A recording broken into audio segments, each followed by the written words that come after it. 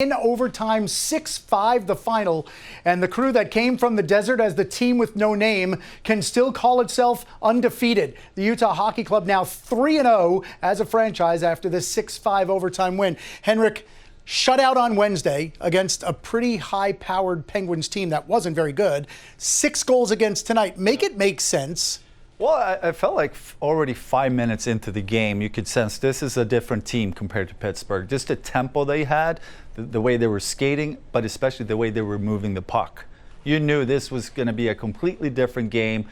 Things settled down a little bit in the first, but the second period was crazy. I mean, there was so many things happening with breakdowns and penalties and fights. Kind of took its own life there a little bit in the second period, but again, those first 5 minutes to me really set the tone that this team from Utah they're good. They've been talented, but a little inexperienced for a few years now. And now you start to see these guys, they're taking the next step in development. And tonight, I think also we touched on it going into this game.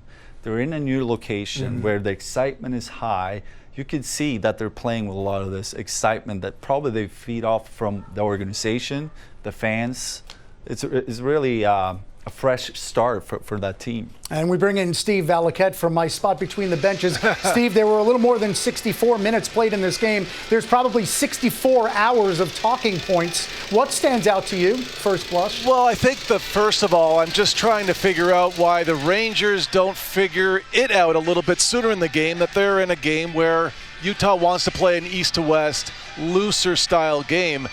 Utah plays a very team-orientated game, and I thought that the Rangers, even though they have better players individually, didn't realize that they were in a game that Utah wanted to play a little looser than what the Rangers should have really offered them. And I'd like to see the Rangers this season know they're in a game like that and say, you know what, we're going to play dots down offense tonight. We're going to get it into their zone, and we're going to create goals similar to what Cooley scored for goal number 5, but do it sooner in a game. Because at the end of the night, it's 6 goals in the back of your net for a lot of lackluster loose play from some players that were sleepy at times, and 4 goals are going east to west on your goaltender, and 1 could have gone in east to west during overtime that didn't. I thought it was a very difficult night for Shesterkin, and the takeaway from me on this one, guys, it's not a good game for the Rangers defensively. It's not one that they can be proud of. What they can be is that they overcame deficits of 1-0, 2-1, 4-2, and 5-4 to force overtime and get a point. But in the end, the goal by Clayton Keller wins it 6-5 the final. Let's hear from the Rangers captain, Jacob Trouba, his first reaction to what transpired on Garden Ice in the home opener, a 6-5 loss. There's just so much that happened in this game from start to finish. Just how do you guys assess it with just so many different aspects to it? A little bit of a strange game, I think. Some good, some bad. I think they're a really fast team. They get on you pretty quick, and thought when they got established in the ozone, they were good. And when we had time in the ozone, we created some chances too. Yes, definitely some strange bounces, some strange goals. Just get a point and move on. Were you happy with the way your team was able to respond on most of those goals? I mean, as you mentioned, some calls that didn't go your way, but just the response effort. Yeah, I thought we played hard the whole way through. Could go either way in overtime. It's a different feeling in here, but gives yourself a chance to get 2 points, but we got 1, so take that and move forward. You said some good and some bad. Just what would you like to work on going forward? I think there's just some sloppy plays, I guess, in general. I don't know. I mean, there's a lot of how they play. That they're, like I said, they're a good, skilled, fast team. They made it difficult on us at times, and I think there's some good to take. Some of the chances we generated, but probably gave up a little too much. Yep. Thoughts from Jacob Trouba. Henrik, when you played after a loss like this, you would often look inward and not say it was what they did, but it was more what we didn't do as Rangers. When you assess tonight, is that where your mindset would go, that it was more about what happened in your end of the ice? I think it's a combination. Again, you got to give Utah a lot of credit because they play with a lot of speed. And you also saw a lot of great efforts. You look at some of the goals, just the individual efforts were pretty incredible. But when you do assess a game like this, obviously it's important to be honest. It's important that tomorrow you look at on the things that they need to improve. Steve already touched on it, the cross ice passes. they can really hurt you. It's hard for the goalies to come up with those saves, and just to have a better understanding of what to protect and what to give to your goalie in terms of shot versus pass. So that assessment is going to be important tomorrow, and obviously the coaches will probably watch a lot of tape and have some meetings tomorrow. But I keep coming back to how well Utah played, actually. They just played with a higher pace than Pittsburgh did. We saw a lot of shifts in Pittsburgh where Pittsburgh actually had shots and they had a lot of possession offensively, but not with this type of energy and speed. Steve, you talked about before the game and again in the first intermission about learning lessons, especially early. How important will the learning of those lessons be tonight, and what do you think are the biggest lessons the Rangers need to take? You know, you're right, John. You get a lot of feedback from a game like this, but you know, you should already be there as a core team.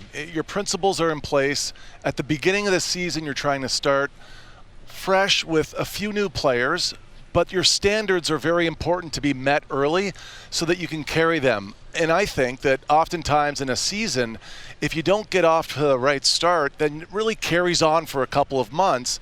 And I get back to really protecting the middle of the ice, because if your D can't stay up and your goalie doesn't know if it's a shot or a pass, then these things can unravel worse in future games, because now you're carrying yourself out of position to cover something that should be your goalie's responsibility, and now you're doing that because why? First 3 goals are east to west, and then goal number 4 for Utah is a shot that beats Shesterkin clean. Shesterkin doesn't want that as a goal against. He's not happy about that one, but put yourself in his skates for a moment. He just got beat through the seam 3 times and then got scored on, and then now you're saying, okay, how am I supposed to play this game? And I think that runs itself through the team, and it can run a bad course if you don't have correction right away.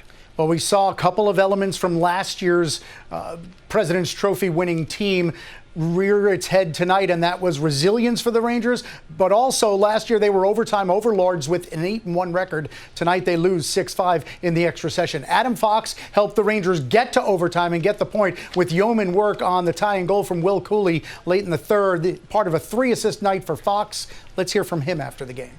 I don't know. I mean, you could use that as kind of a cop-out, but still early season, and miscues happen for both teams here. We want to obviously clean that up, but like I said, sometimes they're power plays and 5-on-3s that kind of get the game a little wonky, and it kind of turned into a back and forth, a little bit of a track meet there, and they're happy to play into that. And but like I said, I thought we responded well and cleaned it up after a few mistakes. Peter mentioned he felt like it was a little chaotic. Would you agree with that? And I feel like you guys are usually pretty good in chaotic situations. Did it feel like they were kind of thriving off the chaos?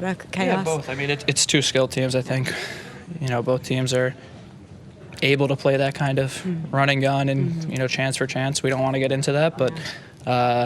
Yeah, it did turn a little bit into that. I didn't think it was the ultimate run and gun game, but like I said, I thought we cleaned it up a little better in the third, and cycled pucks down low, got traffic, and that goal that Cole's got was pretty indicative of that. Was there any confusion on the bench after Mancini's goal was called off? A little bit. I mean, it didn't look like he was really in there. I could see where he came through, but it seemed like he established out of there before he even shot it. But tough to see, especially for a guy you thought scored a first goal. So I don't know. I think Remps doesn't really get the benefit of the doubt with a lot of things, and I thought he was out of the crease in time and for that shot. Does that shift momentum at all when a play like that happens and a goal ultimately doesn't go your way? Of course, it's deflating, but I don't think it was any reason for us losing the game. Obviously, a goal would be huge, but I thought we still played well after that.